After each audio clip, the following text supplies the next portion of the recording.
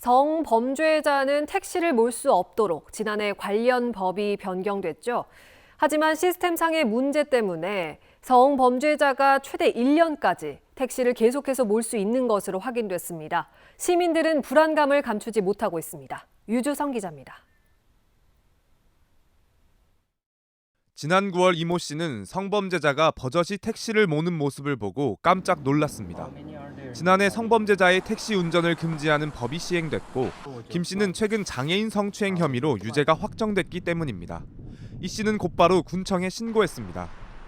동네에서 소문이 만연했고 9월 나오자마자 바로 그분이 모렴치하게 계속 일을 하기 때문에 우린 바로 신고를 했죠. 이 씨의 민원이 있기 전까지 군청은 이런 사실을 전혀 모르고 있었습니다.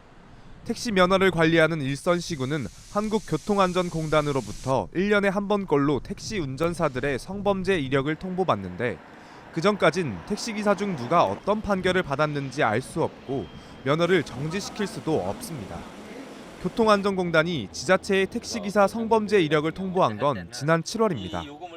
택시기사 김 씨가 유죄 판결을 받은 건 지난 9월이었습니다.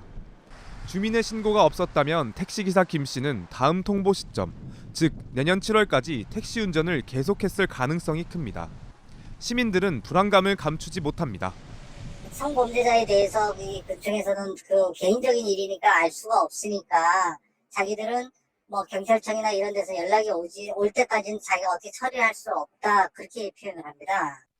대중교통이 마땅치 않은 평창군에서는 늦은 밤 공부를 마친 학생들이 택시를 이용해 귀가하는 일이 잦습니다. 언제든 성범죄자가 운행하는 택시를 탈 수 있는 겁니다. 규제의 빈틈으로 선제적인 성범죄자 파악이 어렵다면 주민신고에 대처라도 빨리 했어야 하는데 현실은 그렇지 못합니다.